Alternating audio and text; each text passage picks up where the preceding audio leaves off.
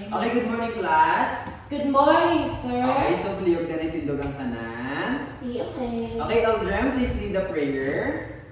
O God Almighty, Amen. Amen. So please sit down. So as I call your name, say Present. present. Sir. Alright. So Abinke, Present.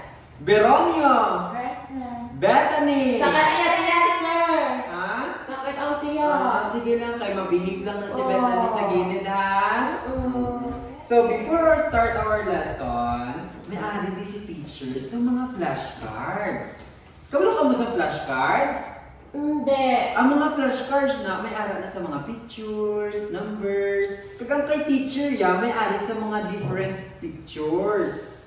Oh my gosh! So, ang inyong himuon class Wow. is Eldran, ipusta na ha. Kasi si teacher na na mahambal ha. Kung ikaw tuksoon ka ni teacher, ma-hands up ka lang ha. Very good, Eldran. Beth, hindi pag-awaya si Eldran, Beth. Sorry, Eldred. Okay. Okay. So, ano ganing hambal ni teacher? Kung ano ganing nakita sa picture, ihambal ha. Oo. So, first picture. Ano makita sa picture? Nagaano ang bata? The raise your hand. Nag-raise your hands. How about Bethany? Nag-raise ng hand. Tapos? Nag-L-shape. L-shape. Oh my gosh! Very Gosh. good. So, next picture. Nag-ano naman siya? Raise your hand. Uh-huh. Shopping. Very good, Eldren. How about Bethany? Nag-pumpo. Very good. So, ang tawag sa shape is circle shape. Very good. So, wala lagi nag-circle, sir. Ha? Wala lagi nag-circle. Ga-circle na sa Jessa. Explain ta lang karon ha. Okay, sir. Very good. So, okay, very good class. So, mag-proceed naman si teacher sa another picture naman. Ready na ka ma? Yes! Okay, so ang mangyapon ha, ihambal mo mangyapon kung ano ang naara sa picture. Understood? Yes, sir. Very good. So, first picture. Nagaano siya? The fly. Naga-fly. Nag-dance. Dance? Jump. Jump. Very good. Ang sa picture, naga-dance. So, second picture, nagaano siya? Right. Very good. Wow, very energetic akong students. Thank you, Clap sir. yourselves. Okay, for the third picture, nag-ano siya? Dance. Dance! Very good, Eldren. So, since tapos na ang mga flashcards ni teacher, ano sa pamatyagan niyo ang ating na klase for today's lesson? Actions. Actions, Body shape. body shapes, anyone? Decide? Shape of the body. Shapes. Very good. Shape of So, for today's lesson, we are going to discuss the different types of body shapes. Jasay, karon na danay istorya sa imo tupad ha. Yes, Bet, karon na bet karon ng kaon bet mag-recess bet. Okay, sir. Very good. So ang ating lesson subok is all about Body shapes shapes. and body actions. So at the end of our lesson, Yes. now students will identify the different types of body shapes and body actions. And then, Ano na, sir? body shapes, i-anong takilala ko naton ang mga nagkinalain-lain ng mga body shapes. Priyas ang start! Start! Yes! Very good, Eldred. So, ma-understand mo natin what is the Yes. importance of the knowing body shapes and actions. Yes, sir. Kay para gani ano mabalanta gani ang mga body shapes kag aware kita sa ginaobra ta. So ang next is the learners are going to perform the different body shapes and actions. Excited na ka mag-perform? Yes, sir. Okay. So before we start our proper discussion, may ara naman kita sa another activity. So si teacher mahatag sa mga body actions. Tapos, students, mahambal kung ano na siya nga actions, and then once nga mabalance ang students na ma-perform sa body shape nga iyang nga nanamian. Yes, sir. Excited? Yes. Yes! Oh, yay! Clap! Very good class! Yes. Okay, so first mahatag mo dahil isang body shape ha. Okay, sir. First shape. Stop! Very good, Eldren. So since nabalanin mo, i-perform mo ang nanamian nga body shape. Shape. Yes, come here. 1, 2, 3. Stop! Body shape. Oh, stop. Okay, next naman ang body action. Ano ganun body action? Ano na siya? Run! Very good! Give a round of applause kay Eldren. Okay, so since tapos na ang ating activity, niara naman kita sa question. Kan, ano ang pamatyagan nyo, ang importansya sa aton, may baluon natin ang body shapes? Nga ako na importante yung body shape kag actions gani. Okay, so very good kinatapos natin ang activity natin.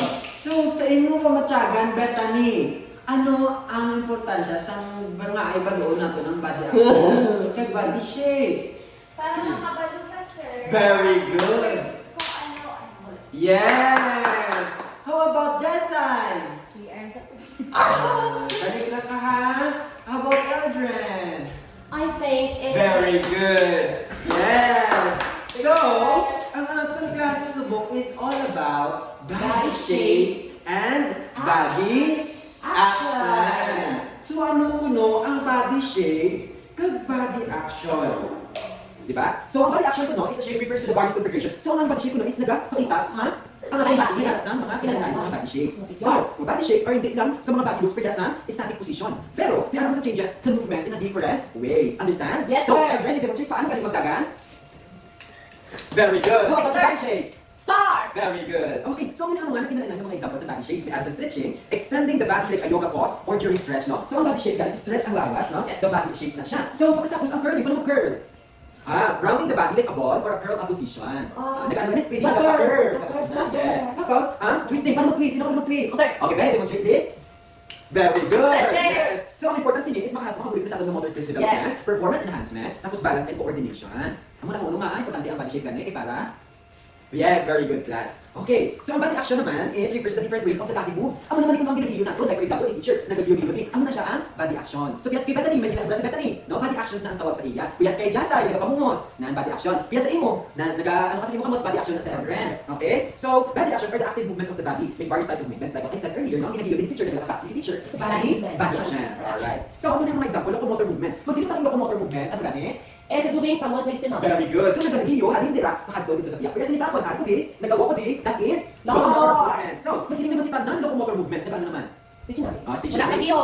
Nagabiho, sir! Ay, nagabiho! Wala nagaling sa place. Yes, kay Eldren. Nagabiho, pero wala nagaling sa place. Nakikipagaling siya, makita siya ni teacher. Okay, sir. Alright? So, masinin naman kita sa specific body parts action. Ano naman siya yan? Actions that involve specific body parts like ventricular, switching arms, etc. Ang specific ang mga kung paano mag-iwat ang gamot. Kasi na, naputol ka ni teacher. Nan. That is specific body parts, yes. Ang arm. Kaya sa katong ng diin, mag-bend. Nan. Specific body actions. Yung kung diin, wala ka na, ina. Coordinate ang body. Yes, very good, Eldren. Alright. Yes. So, since tapos natin discussion, anong natunan nyo kung ano tugali ang body action kag body shapes? Very good! Amo to ang body shape kag body action. Ang body shape ko no, ang pwede magamit ang aton nga mga body. Body. Priyasang star shape. No. Circle. L shape. Circle. Oh, very good. How about sa actions? Running, jumping, Jogging. yes, reading books. Ang muna siya part sa isang action, hindi. No! Kasi hindi siya Part. mag-part. Hindi siya time. Part na sa action. Nalok. Yes, that is part of an action. Sa non-locomotor. Okay, Eldren, Isay, karoon na kami inaway ha? Kay Bats. Sila po, sir. May Bethany. Beth, listen na na i-picture, kalapit na lang matapos. Okay, so, mag-proceed na kita. Sino may mga papel? Okay, so get your paper and kagutungaon ta sa duwa. Tapos, isulat sa babaw ang body action. Sa right side naman, body shape. Okay, so pass your paper. Very good. So, si teacher may ari di sa assessment. Wow! Ready na ka mo? Yes!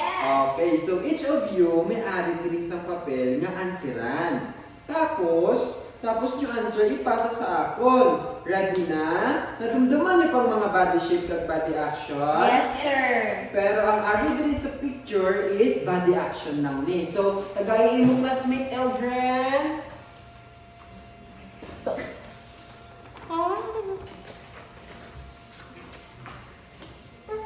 Okay, so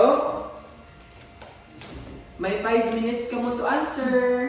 Okay, pass your paper. Pass na. Beth, okay na Beth? Ano, sir? Thank you, Eldren. So, may hari naman kita sa assignment. Ang assignment ta is i-brown sa balay ha. Ang assignment ta ni is ipasa ni sa Monday. Monday naman kita makita ay na.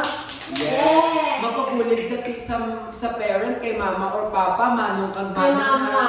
Kay mama. Ara ka na sa GC? Imong mama ara na sa GC? Oh. Na-add na siya? Oh, sige. ni Tita Marites. Si Marites nag-add, ang mama ni Josephine. Kag ni Jasay.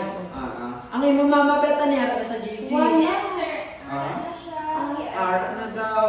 Okay, sige. So nga itong assignment class is kung ano makita niyo sa picture, sundon, tapos matake ang picture, kag isend sa GC.